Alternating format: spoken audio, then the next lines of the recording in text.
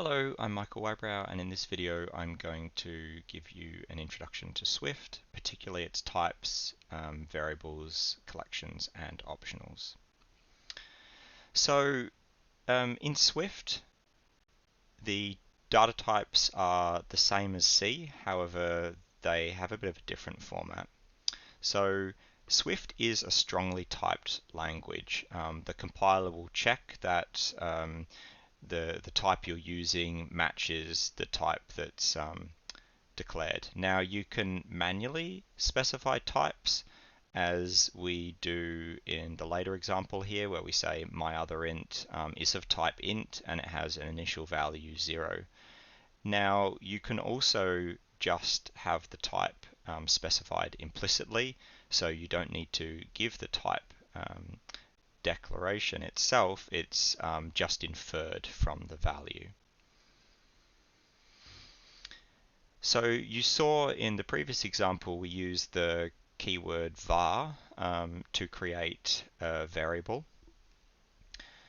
If you want a constant, that is a value that can't be changed later, a variable that can't be changed later, you can do this with the let keyword. So we could say let myInt equals 0, and then if you were to try and subsequently say myInt equals 4, the compiler would say you can't, it's a constant. This goes through some of the different types here: ints, doubles, characters, booleans.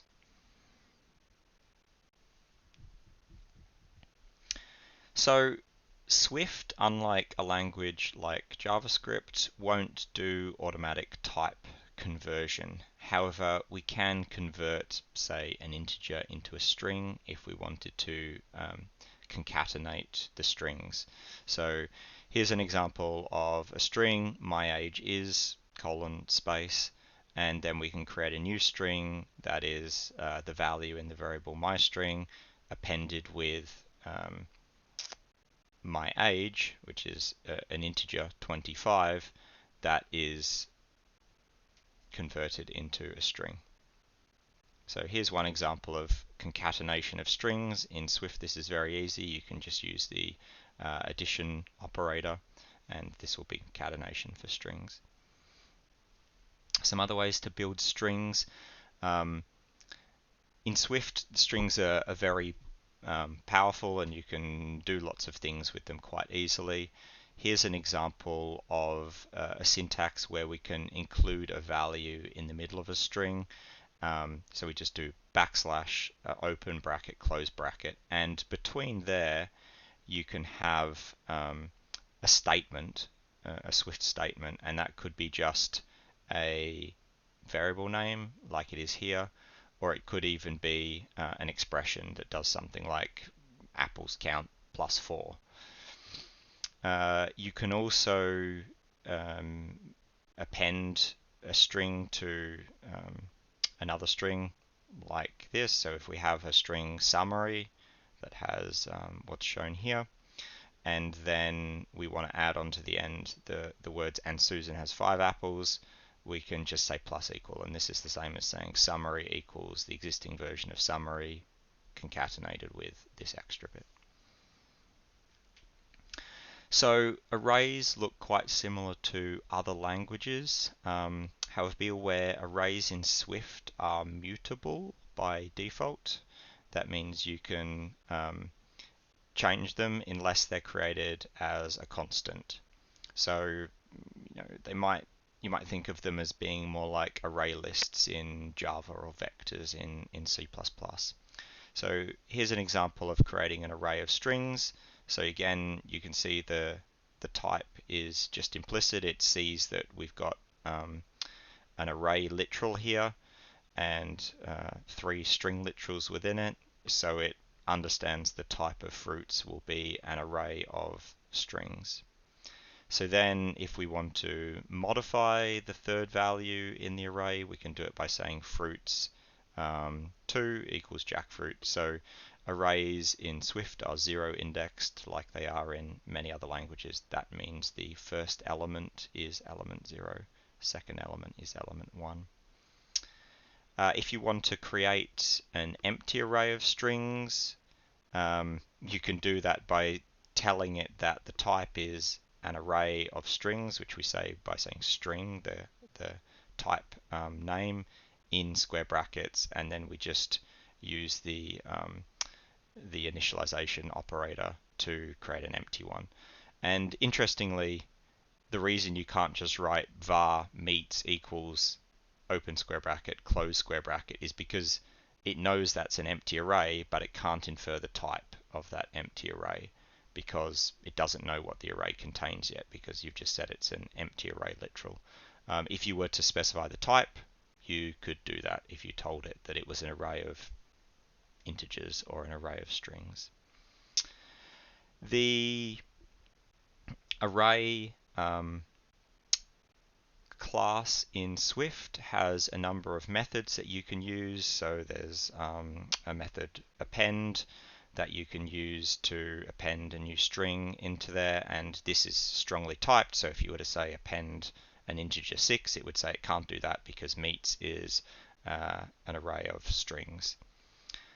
There's also a property count that you can use to know the number of values that the array contains. Dictionaries are a collection that you can use in Swift. They're a key value store, and they have unique keys and are not ordered. So all of the keys in your dictionary must have the same type, and all values in your dictionary must have the same type. So here's a dictionary literal. You can see that each key value pair is separated by a colon, and then each of the different key value pairs is separated by a comma. So this is a dictionary with 4 entries.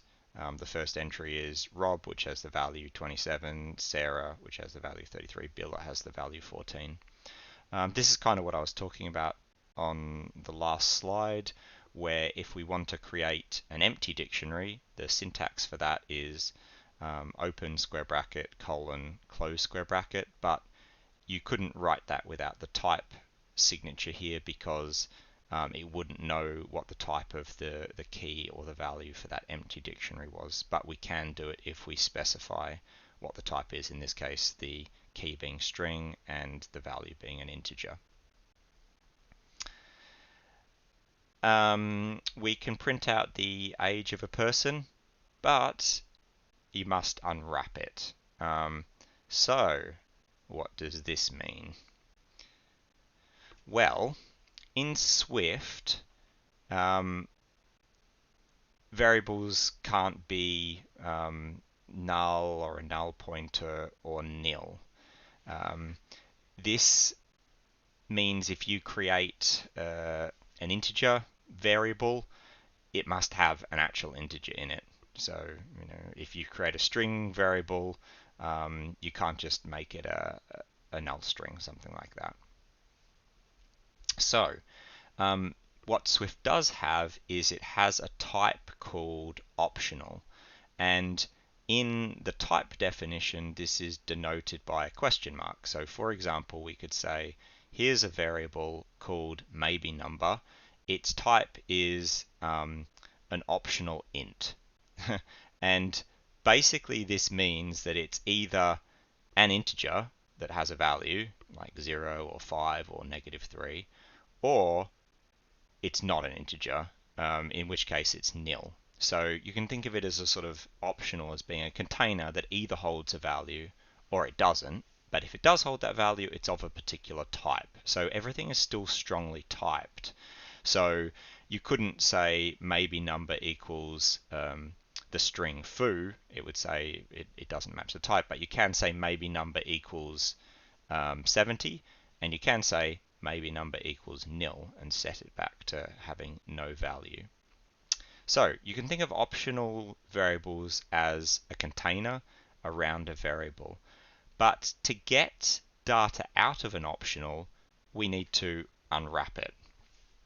And this unwrapping process either gets us the value, it does get us the value out of it. So how do we do this unwrapping? So if we know that a variable contains a value, then we can do what's called force unwrapping it, which is what you saw in the dictionary slide a couple of slides earlier. So we could do something like this. We could say if maybe number is not equal to nil, therefore it has a value, then we could print and say the number is, and we say maybe number, and we put the bang symbol after this. And this denotes the force unwrapping. It basically says, okay, this optional has a value, I'm going to get the value out of it. And that's what this statement evaluates to. This is not safe, right? Because if something goes wrong in your logic above and it is nil, and you try and unwrap something, an optional that has a nil value, it will crash. So how do we deal with that? I don't ever want to see this in your code. This is really bad. I won't show this sort of stuff to you in the workshops, or if I'll do, I'll explain why I'm doing it. What you should be doing is doing optional binding. And how optional binding works is if you have an optional, in this case maybe number, you can create a local copy of it that's scoped just to an if statement that you're using, and you can get the value out of it. So we create a temporary variable, in which case this one's called number, and we say let number equals maybe number. And what this will do is it will create this local temporary variable, and it will try and unwrap the optional. If it succeeds, it will equate to true, and you'll end up in the true part of the if statement. If it fails, you'll end up in the else part, and number won't be available in here. In the true part, number will be available, and you don't need to force unwrap it. It's already unwrapped. Now, this is a very common operation doing this, and I've named this maybe number, but what would be much more common is just having a variable called number that has an optional, and then you could say if let number equals number, and you could do the optional binding that way.